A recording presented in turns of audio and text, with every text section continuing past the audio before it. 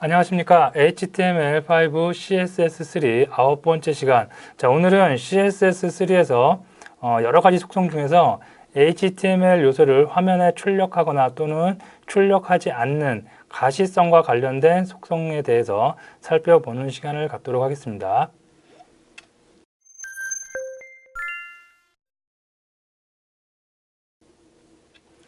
자, 첫 번째로 가시성과 관련된 속성을 알아보기 전에 단위에 대해서 CSS3에서 사용되는 단위에 대해서 한번 살펴보고 그 다음에 넘어가도록 가시성에 관련된 속성을 살펴볼까 합니다.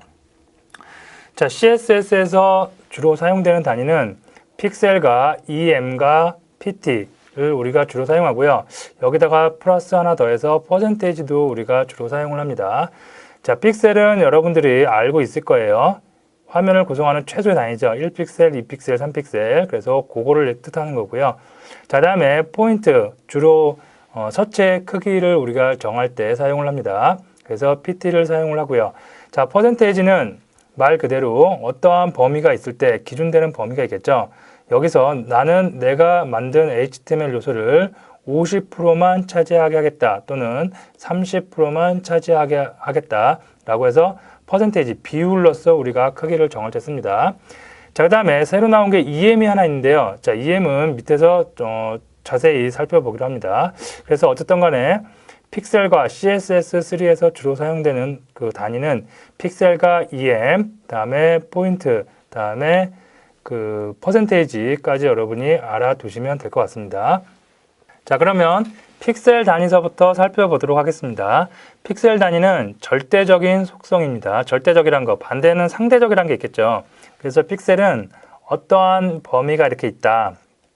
그러면 이 범위가 작건 또는 크건 상대적인 개념은 전혀 무시를 하고 어떠한 HTML 요소 하면 뭐 디비전이 있을 수도 있고 p 태그가 있을 수도 있고 여기 나오는 폰트의 크기, 폰트 사이즈가 될 수도 있겠어요. 어떠한 요소가 됐건 간에 HTML의 어떠한 요소가 됐건 간에 내가 정해놓은 크기로 항상 화면에 출력이 되어질 수 있다는 얘기입니다. 자, 그 다음에 EM 단위가 나오는데요. EM 단위는 상대적인 속성의 크기를 설정할 때 우리가 EM을 사용합니다. 자, 상대적인 크기란 건 뭐냐면 내가 어떠한 브라우저나 어떠한 공간이 있어요. 또는 예를 들어서 어떠한 이렇게 HTML 요소, 디비전이 될 수가 있겠죠.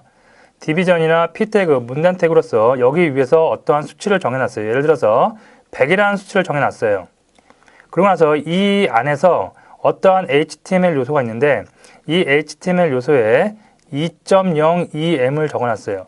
그러면 이 2.0이란 거는 EM의 기본 단위는 1.0이 디폴트예요. 그래서 디폴트보다 작으면 축소, 크면 확대입니다. 자, 그래서 2.0이면 나를 감싸고 있는 바깥의 요소, 얘가 100이었죠. 100 곱하기 2에서 몇? 200이 설정이 된다는 얘기입니다. 자, 그러면 반을 줄이고 싶어요. 그러면 몇? 0.5em을 주면 되겠죠. 그래서 em은 상대적으로 나를 감싸고 있는 요소를 기준으로 해서 1.5면 1.5배 증가시키겠다. 0.5면 0.5배 감소시키겠다. 2.0이면 어떻게? 2배 증가시키겠다. 이렇게 우리가 상대적인 크기를 정하기 위해서 사용을 합니다. 자, EM이 우리가 과거에는 주로 사용을 안 했는데 스마트폰 시대에 오면서 EM을 많이 써요. 왜 그러냐면 스마트폰 이 시대에 접어들면서 우리가 디바이스가 굉장히 다양해졌어요. 예전에는 PC 한 대만 가지고 우리가 모든 작업을 했는데 요즘은 태블릿도 있고요. 다음에 뭐 있냐면 스마트폰도 있고요. 그 다음에 스마트폰도 굉장히 해상도가 다 천차만별이죠. 그리고 타블렛도 마찬가지예요. 이렇게. 자, 그래서 이러한 모든 환경을 다 고려를 해서 우리가 사용을 할 때 픽셀도 쓰지만 주로 많이 쓰는 게 EM을 우리가 많이 쓰게 된 겁니다. 자, 그래서 참고적으로 EM은 과거에는 사용하지 않았지만 앞으로는 더 많이 사용하는 범위가 늘어나겠죠. 그래서 꼭 알고 계시고요. 자, 다음에 PT가 있어요. 포인트죠. 이것도 마찬가지로 픽셀과 마찬가지로 절대적인 그 속성의 크기를 설정을 합니다. 그래서 16포인트다. 그러면 어느 브라우저에 가든지 간에 여기 PC에 가건, 타블렛에 가건, 아니면 스마트폰에 가건 어떤 곳에 적용을 하더라도 항상 16포인트라는 고정되어 있는 절대적인 크기를 설정을 할 때 우리가 사용을 합니다. 자, 그리고 아까 서두에 제가 퍼센테이지 하나 말씀드렸는데 이건 상대적일까요? 절대적일까요? 물론 얘는 상대적이겠죠. 상대적. 그죠? 상대적인 크기겠죠. 나를 감싸고 있는 HTML 어떠한 요소가 있을 때 그 요소를 기준으로 해서 내가 그 요소의 50%만 차지할 것인지 또는 30%만 차지할 것인지를 그때그때 설정을 해서 크기가 변화될 수가 있다는 얘기입니다. 자, 그러면 단위 사용 방법의 예입니다. 자, 여기 보시면 이제 픽셀, 샵하고 픽셀 얘는 어떤 거? 이제 여러분이 바로 눈치채겠죠. 픽셀이라는 아이디를 갖고 있는 녀석을 가리키는 선택자죠. 아이디 선택자. 자, 그래서 픽셀이라는 아이디를 선택을 했고 그 안에 자식 태그로 li가 있나 봐요. 리스트 구조인가 봅니다. 자, 그리고 nth child 처음 보는 속성 그 선택자일 텐데요. 자, 이건 뭐냐면 어떠한 요소, 예를 들어서 여기 나온 리스트는 대부분 ul이나 ol로 시작을 하겠죠. 다음에 li가 있고 li가 있고 li가 있고 쭉쭉쭉쭉 나가다가 ul이 끝나는 이런 구조가 될 겁니다. 자, 이럴 때 nth child 1번이란 건 뭐냐면 첫 번째 자식이에요. 즉 첫 번째 자식, 얘를 가리킵니다. 자, 그러면 2는 뭐겠어요? 두 번째 자식. 3은 뭐겠어요? 세 번째 자식. 이렇게 인덱스를 이용해서 하위 자식 태그 요소를 선택을 할 때 우리가 nth child를 우리가 사용을 합니다. 자, 그래서 첫 번째는 이렇게 그냥 선택만 해주고 속성, 어떠한 CSS의 속성도 주지 않았습니다. 디폴트예요. 그러면 얘가 뭐냐면 바로 이렇게 됩니다. 자, 그 다음에 nth child 두 번째 요소는 어떻게 된대요? 폰트 사이즈를 갖다가 이런 속성을 12픽셀로 정했습니다. 그러면 얘가 이렇게 돼요. 자, 디폴트 설정하지 않았을 때보다 12픽셀로 했던 게 약간 작죠. 자, 보통 우리가 MS를 기준으로 해서 MS뿐만이 아니라 다른 브라우저도 거의 마찬가지인데요. 기본적으로 우리가 많이 사용하는 MS 브라우저를 기준으로 해서 디폴트 어떠한 폰트의 사이즈도 정하지 않으면 기본적으로 얘가 몇 픽셀이냐면 16픽셀 정도의 크기를 갖습니다. 그래서 12픽셀을 내가 줬죠. 그러니까 기본 크기보다 어떻게 작게 화면에 출력이 되어질 수가 있겠습니다.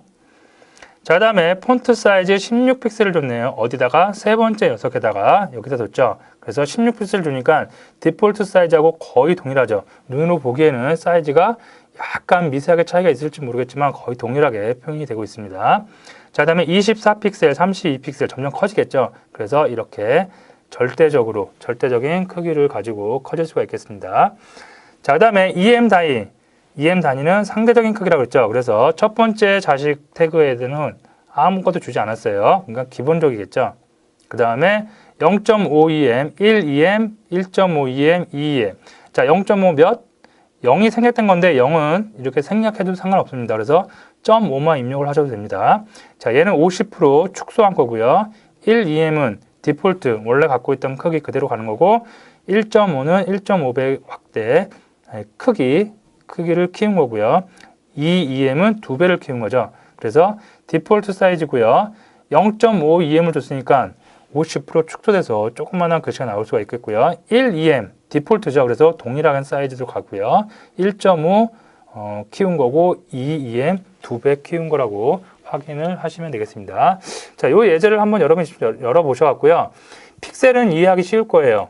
근데 이 EM은 꼭 여러분이 코드 리뷰를 하고 직접 코딩을 해보세요. 이 EM은 어떻게? 나를 감싸고 있는 녀석을 기준으로 해서 내가 상대적으로 크게 변하는 거예요. 얘가 만약에 100픽셀이다. 내가 2.02em이다. 그러면 나의 크기는 몇? 200이 되는 거예요. 얘가 50이다. 그럼 나는 몇? 100이 되는 거예요. 이렇게. 그래서 상대적인 크기를 결정할 때 이 EM을 쓰는 거 사용 방법 꼭 잘 알아두시기 바랍니다.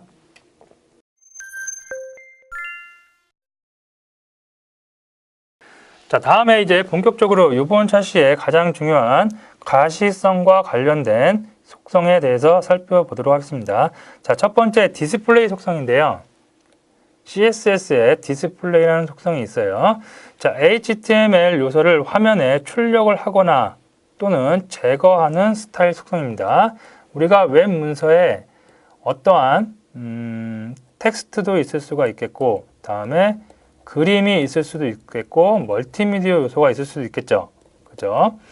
이런 요소를 갖다가 어쩔 때는 화면에 보이고, 어쩔 때는 또 화면에 안 보이는 그런 기능을 하는 속성이 바로 디스플레이 속성입니다. 자, 사용 방법으로는 속성 값으로 논이 있고요, 블럭이 있고, 인라인이 있고, 인라인 블럭이 있습니다. 자, 요 네 가지 반드시 꼭 잘 알아두셔야 됩니다. 자, 논은 브라우저 화면에서 HTML 요소를 제거를 해요. 아예 날려버리는 겁니다. 이럴 때 우리가 논을 씁니다. 자, 블럭 타입과 인라인 타입이 있는데, 이거 제가 언젠가 HTML 설명 줄 때 잠깐 말씀을 드린 것 같은데요. 다시 한번 짚고 넘어갑니다. HTML 태그 요소는 기본적으로 블럭 타입과 인라인 타입이 있다고 그랬어요. 그래서 블럭 타입은 어떠한 태그가 시작을 해서 어떠한 태그가 끝나서 화면상에 노출을 하고, 그 다음에 어떠한 태그가 오면 이렇게 내가 계행을 하지 않았음에도 불구하고 블럭처럼 이렇게 계속해서 밑으로 떨어집니다.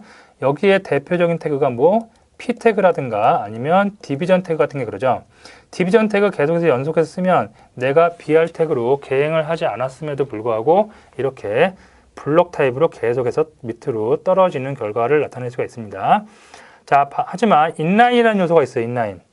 인라인 요소는 내가 어떠한 태그를 이용해서 이렇게 그 화면상에 노출을 하고, 다음에 또 태그를 이용해서 노출을 하면 얘가 떨어지지 않고 옆으로 계속 이어져요. 요거의 대표적인 게 뭐 스팬 태그 같은 게 그랬죠. 그죠? 스팬 태그를 계속해서 연속해서 쓴다 하더라도 내가 BR 태그로 계행을 하지 않는 한 어떻게 옆으로 해서 스크롤이 계속 생겨요. 그래서 옆으로 계속해서 나열될 수가 있습니다. 자, 그래서 디스플레이 속성에서 기본적으로 갖고 있는 이런 블럭 타입이라든가 아니면 인라인 속성을 갖다가 나는 블럭 타입, 기본적으로 블럭 타입이었던 녀석을 인라인으로 바꾼다, 또는 인라인 속성을 갖고 있는 요소를 블럭 타입으로 바꾼다. 요거를 바꿀 수가 있습니다. 뭐를 이용해서? 디스플레이라는 속성을 이용해서. 그래서 디스플레이 속성에 블럭이라는 값을 주면 HTML 요소를 블럭 타입으로 강제로 바꿔버리고요. HTML 요소를 인라인 타입으로 강제로 바꾸는 속성 값이 존재할 수가 있겠습니다. 자, 다음에 인라인 블럭이 있어요. 인라인과 블럭을 같이 짬뽕한 거겠죠. 그죠? 자, 이건 뭐냐면 기본적으로 인라인 속성과 동일해요. 옆으로 쭉 나열되겠죠. 옆으로 쭉 나열되지만 블럭 타입의 성질을 갖고 있어요. 자, 블럭 타입의 성질을 갖고 있다는 건 무슨 얘기냐면, 인라인 타입은 이렇게 옆으로 나열되기 때문에 가로와 세로의 값을 가질 수가 없어요. 스팬 태그에다가 위드와 하이트를 적용할 수 없다는 얘기입니다. 하지만 얘를 갖다가 인라인 블록으로 타입을 만들어주면 이때부터는 가로 사이즈와 세로 사이즈를 가질 수가 있어요. 그래서 얘가 이렇게 블록처럼 이렇게 높이를 가질 수가 있어요. 우리가. 그리고 이 안에 볼드체 처리, 글자의 속성, 이런 것도 우리가 줄 수 있다는 얘기입니다. 그래서 블록 타입과 인라인 두 개를 합친 거, 인라인 블록이라는 요소도 가질 수가 있겠습니다. 자, 그래서 디스플레이 속성과 속성 값을 주는 방법은 여기 밑에 있는 것처럼 디스플레이는 none, 아예 빼버리는 거예요. 제거하는 거죠. 디스플레이 인라인 줄 수 있고 디스플레이 인라인 블록 또는 디스플레이 블록도 줄 수가 있겠습니다. 굉장히 여러분들이 CSS 속성을 가지고 HTML 요소를 갖다가 어떠한 레이아웃을 잡고 작업을 할 때 가장 많이 쓰이는 기능 중에 하나예요. 그래서 반드시 꼭 잘 알고 있어야 됩니다. 예. 자, 디스플레이 속성을 이용한 HTML 요소를 화면에 출력해 봅니다. 자, 여기 보시면 디스플레이 인라인을 줬어요. 인라인을 주면 어떻게 돼요? 제가 아까 그랬죠. 위드하고 하이트 값이 없어요. 그리고 옆으로 계속 이어지기 때문에 이렇게만 표시가 됩니다. 자, 다음에 디스플레이 논을 줬어요. 논을 주면 원래는 컨텐츠 1번이라는 그 박스와 컨텐츠에서 3번이라는 박스 요 사이에 HTML 요소가 있는 거예요. 있는 건데 논을 줬기 때문에 아예 그냥 뿅 하고 제거된 겁니다. 자, 디스플레이 블록을 줬어요. 블록 주면 어떻게 돼요? 가로와 세로가 다 이렇게 존재할 수가 있겠습니다. 자, 요거는 제가 실제로 예제를 통해서 코드를 보면서 다시 한번 리뷰를 할까 합니다. 자, 코드를 봅니다. 코드를 보시면 먼저 코드가 조금 복잡해지고 있는데 뭐 앞으로 더욱 복잡해지겠죠. 자, 그래서 이걸 좀 간략하게 제가 설명을 먼저 드리면 디비전 태그로 하나, 두 개, 세 개가 보일 겁니다. 그래서 컨텐츠 1번, 2번, 3번이 되어 있는데 여기서 자, 컨텐츠 1번 첫 번째 녀석 디비전의 첫 번째 자식 태그 너는 디스플레이 인라인으로 가라. 인라인 가니까 어떻게 돼요? 브라우저에서 확인해 보니까 인라인 타입으로 이렇게 설정이 됩니다. 얘가 코드 그 CSS 값을 보면 위드하고 하이트 값이 100픽셀, 100픽셀 적용이 되어 있어요. 그러면 원래대로 하면 가로와 세로가 100픽셀로 적용이 돼야 되겠죠.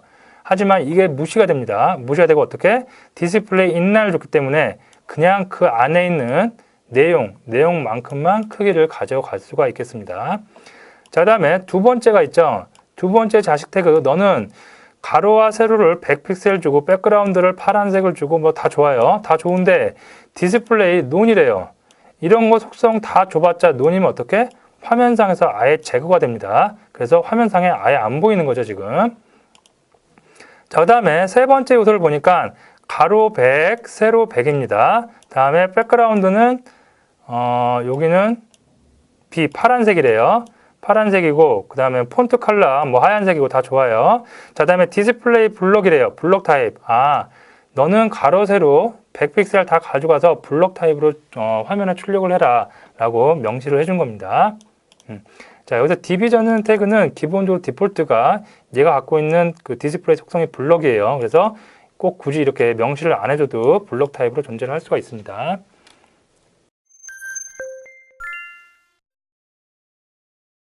자, 다음으로 디스플레이 속성과 함께 여러분이 꼭 같이 알고 있어야 되는 속성, 비저빌리티라는 속성이 있습니다.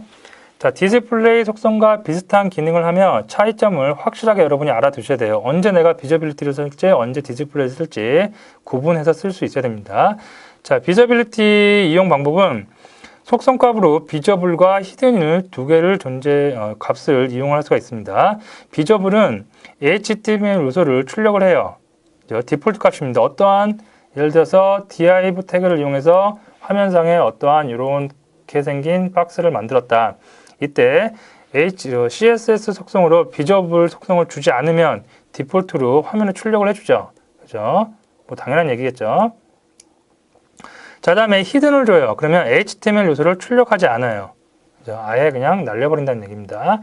자, 그러면 제가 아까 처음에 디스플레이 속성과 비슷하며 차이점을 확실하게 알아야 된다 했죠. 어떠한 차이점이 있냐면 자, 먼저 디스플레이 속성입니다. 그리고 여기는 비저빌리티 속성이라고 해요. 자, 어떠한 HTML 요소가 3개가 있어요. 이렇게 하나, 둘, 3개가 있습니다. 자, 얘한테 만약에 여기서 논을 줬어요. 날려버리는 거죠. 그러면 결과물은 어떻게 되냐면 이렇게 나와요. 자, 얘가 1번, 2번, 3번이면 1번하고 2번 날라갔으니까 3번입니다. 즉 공간까지 아예 날려버리는 효과를 나타낼 수가 있습니다. 논이면. 자, 하지만 비저블에 히든이 있었죠. 똑같이 화면에서 제거하긴 해요. 1번, 2번, 3번. 자, 만약에 히든을 줬다. 그러면 어떻게 되냐면 1번, 다음에 2번 히든이죠. 그러면 이 공간 그대로 살려둬요. 다음에 3번 이렇게 표현이 돼요. 즉 디스플레이 논은 아예 공간까지 아예 제거시키는 거고요. 다음에 비저빌리티의 히든은 어떻게 요소만 빼고 공간은 그대로 살려두는 효과를 나타낼 수가 있겠습니다. 이 차이점을 반드시 꼭 잘 알고 계셔야 되겠죠. 자, 디스플레이 속성과 비슷한 기능을 하며 차이점을 확실하게 알아야 된다. 그죠? 방금 제가 말씀드렸던 거죠. 디스플레이 논과 비저빌리티의 히든 두 개의 요소를 꼭 잘 알아두시고 사용을 하시면 되겠습니다.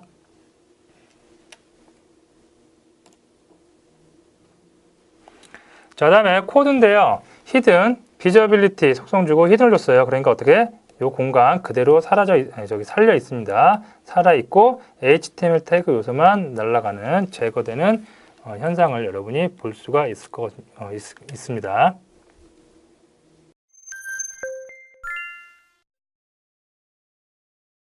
자, 다음에 가시 속성에서 네 번째로 알아볼 어퍼이스트 효과, 투명도죠, 투명도. 그죠? 투명도에 대해서 살펴봅니다. HTML 요소의 투명도를 조절할 수 있습니다. 자, 어퍼이스트라는 속성이 있고요. 이걸 이용하는 속성 값은 0.0서부터 시작해서 어디까지? 1.0까지 이용을 해요. 1.0이 가장 불투명한 것, 디폴트 값이겠죠. 어떠한 HTML 요소를 우리가 화면상에 출력을 했을 때 어퍼이스트 값을 주지 않으면 다 그 HTML 요소가 정상적으로 출력이 되죠. 그게 1.0 상태입니다. 자, 하지만 나는 HTML 요소를 갖다가 조금 투명하게 하고 싶어요. 그러면 점점 줄여나가면 되겠죠. 0.7, 0.5, 0.3, 0.0까지 가면 화면상에 아예 안 보이는 투명도가 되겠죠. 그래서 0.0서부터 1.0까지 0.0은 투명하게, 1.0은 불투명하게 사용을 하실 수가 있겠습니다. 자, 어퍼이스트 이용할 때는 뒤에 단위가 없어요. 그냥 소수점을 이용해서 표시를 해주면 되겠습니다. 자, 여기 보시면 디스플레이 인라인 블럭이 있습니다. 그죠? 인라인 블럭이 있고 여기 보면 백그라운드가 이렇게 돼 있어요. 자, 그래서 얘가 인라인 블럭 타입으로 이렇게 리스트가 만들어졌습니다. 가로가 200이고 세로가 100이에요. 자, 만들어졌고, 자, 두 번째 녀석은 어떻게 돼요? 백그라운드 컬러가 DDD인데 어퍼이트가 0.7이래요. 그래서 전체적으로 약간 투명해졌죠. 자, 세 번째 자식은 0.4래요. 그래서 더 많이 투명해진 걸 우리가 확인할 수가 있겠습니다. 자, 이것도 간단한 거니까 이거는 여러분이 직접 코드를 리뷰를 한번 해보세요. 리뷰를 통해서 어떻게 HTML 요소가 투명해지는지 살펴보시면 될 것 같습니다.